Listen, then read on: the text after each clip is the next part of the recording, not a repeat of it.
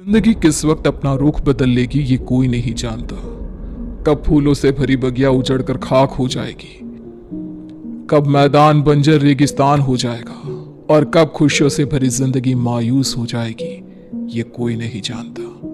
ये कहानी है कनिष्का की, जिसे अंदाजा भी नहीं था कि उसके जीवन का अगला पल उसके लिए क्या लाने वाला था। एक ऐसा अंधेरा जो हमेशा के लिए उसकी खुशियों को खा जाने वाला था। मम्मा, तुम कब से तैयार हो रही हो और कितनी देर? जल्दी चलो ना, हम लेट हो जाएंगी। अभी आई लाडो, बस 2 मिनट, साड़ी तो पहनने दे। लगता है आप भूल गई है कि आज मेरी कॉन्वोकेशन सेरेमनी है और मैं फर्स्ट आई हूँ। आज के दिन मैं लेट नहीं हो सकती मम्मा। इसीलिए तो समय लग रहा है लाडो। जिसकी बेटी फर्स्ट आई है उसे तैयार भी तो फर्स्ट क्लास होना पड़ेगा ना। कनिष्का बचपन से ही पढ़ाई में बहुत तेज थी।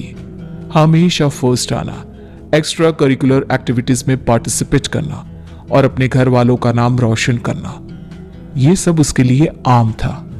हड़बड़ाते हुए अपनी मम्मी और पापा के साथ कनिष्का अपने कॉन्वोकेशन में चली जाती है।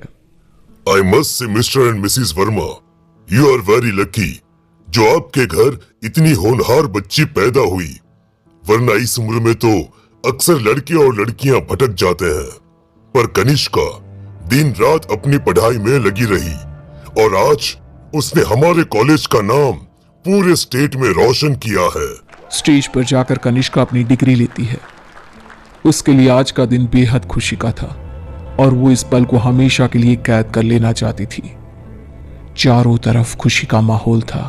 तभी कनिष्का की फ्रेंड्स उसके पास आती हैं। कनिष्का, इस बार तो हमें पार्टी चाहिए। हर बार तू बचकर निकल जाती है। अरे कौन सी मेरी जॉब लग गई है, इतनी भी बड़ी बात नहीं हुई है। अब बस लंदन यूनिवर्सिटी में मेरा एडमिशन हो जाए तब पार्टी पक्की। तुम लोग कनिष्का की बातें तो रहने ही दो, मैं दूंगी पार्टी। आफ्टर ऑल कॉलेज की डिग्री मिल गई है मेरी बच्ची को। She is a graduate now. तो आज रात को मेरे घर पर पार्टी रहेगी, तुम सभी को आना है। रात को सभी पार्टी में आते हैं। सभी बच्चे नाच कूद रहे होते हैं। तभी कनिष्का खिड़की पर जाकर बाहर देखती है, जहां सामने के घर की छत पर बैठी एक औरत उसे लगातार घूरे जा रही थी। ये मिस्टर शाह के घर में ये औरत कौन है? वो तो अकेले रहते हैं।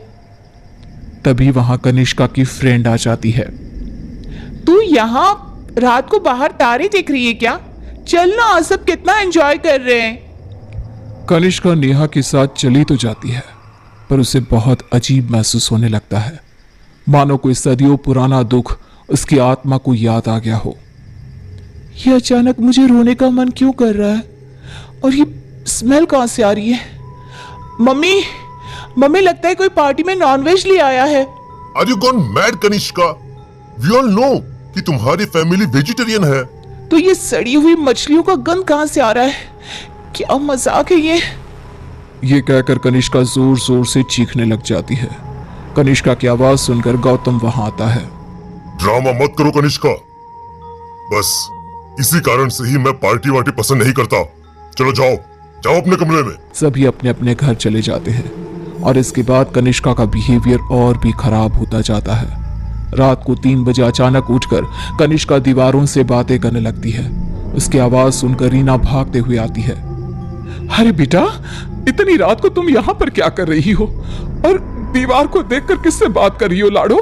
कोई नहीं है यहाँ। रीना कनिष्का को सीने से लगा लेती है।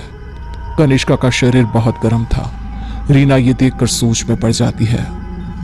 आज तक मेरी बच्ची ने कभी ऐसा बिहेव नहीं किया। आज क्या हो गया है इसे? शाम तक तो बिल्कुल ठीक थी और अब अचानक इतना तेज बुखार। ये सब क्या हो रहा है? रीना भागकर थर्मोमीटर लाती है और कनिष्का का टेम्परेचर चेक करती है, पर उसका टेम्परेचर बिल्कुल नॉर्मल था। ऐसा कैसे हो सकता है? ये सब क्या हो रहा है? अचानक मेरी बेटी को किसकी नजर लग गई? रीना अपनी बेटी के साथ ही सो जाती है और अगली सुबह डॉक्टर को बुलाती है, पर डॉक्टर के टेस्ट के बाद भी सब कुछ नॉर्मल ही निकलता है। अब ये क्या नया लफड़ा आ गया है? एक और नया खर्चा? ये क्या कह रहे हैं आप? जब तक कनिष्का टॉपर थी तब तक आपकी बेटी थी और आज बेचारी बच्ची तकलीफ में है तो ये सब कहने लगे आप। रीना और गौतम में बहस हो जाती है। गुस्से में गौतम घर से बाहर निकलता है, जहां उसे पता चलता है कि मिस्टर शाह अब नहीं रहे। वो घर आकर कनिष्का के पास बैठी रीना को इस बात की खबर देते हैं, जिसे सुनते ही अब तक सोई कनिष्का अचानक मुस्कुराने लगती है और भागती हुई अपनी अलमारी खोलती है और सारे सामान को बाहर बिखेर देती है। क्या ढूंढ रही है बेटा, मुझे बता लाडो। इतने में कनिष्का के हाथ कैंची लग जाती है, जिसे लेकर वो अपने सर के सारे बाल काटने लगती है। मिल गया मम्मा, मिल गया। ये क्या किया तूने? अरे क्या हुआ है लाडो तुझे? मुझे बता, तूने कल से कुछ खाया भी नहीं। कुछ खा ले बेटा, कमजोर हो जाएगी। पेट भर गया है। कितनी उल्टियां भी की मैंने, पूरे के पूरे शाह को खाकर बैठा हूं मैं। खाकर बैठा हूं? ये सब क्या कह रही है तू? बाथरूम में जाकर देख ले। रीना बाथरूम में जाती है, जहां बेसिन में नीले रंग की उल्टी थी, जिसमें मांस के टुकड़े थे, जिसे देखकर रीना को भी उल्टी आने लगती है। वो भागकर वापस कनिष्का के कमरे में आती है। सुनिए जी, हमें जल्द से जल्द कनिष्का को किसी पंडित जी के पास ले जाना होगा। ये कुछ और ही है। आज के जमाने की होकर तुम ये सब क्या कह रही हो? ऐसा कुछ नहीं होता। गौतम अपनी पत्नी की बात को इग्नोर कर देता है। इसी तरह दिन बीतने लगते हैं। भूखी रहने के कारण अब कनिष्का के शरीर की हड्डियां भी दिखने लगती है। उसकी आंखों के नीचे काले गड्ढे आ चुके थे। अब मैं किसी की नहीं सुनूंगी, बहुत हुआ। रीना अपनी जान पहचान के एक पंडित जी को अपने घर पर लेकर आती है, जो कनिष्का की हालत देखकर ही समझ जाते हैं। बच्ची की हालत बहुत खराब है, इसे मैं नहीं संभाल पाऊंगा।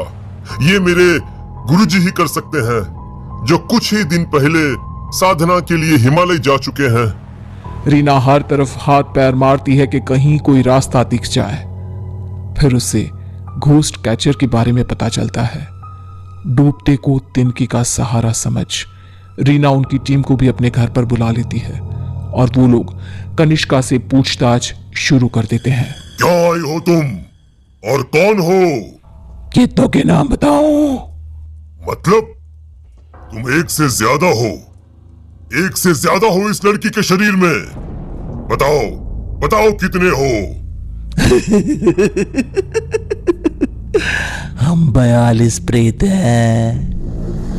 कनिष्का की बात सुन वहां मौजूद सब लोग हैरान रह जाते हैं। उसके शरीर में बसे इन प्रेतों को निकालना अब किसी के बस में नहीं रह गया था। उसी शाम कनिष्का की मृत्यु हो जाती है, जिसका सदमा रीना बर्दाश्त नहीं कर पाती और सब कुछ छोड़ अपनी बेटी के साथ हुए इस हादसे के पीछे की वजह का पता लगाने निकल पड़ती है।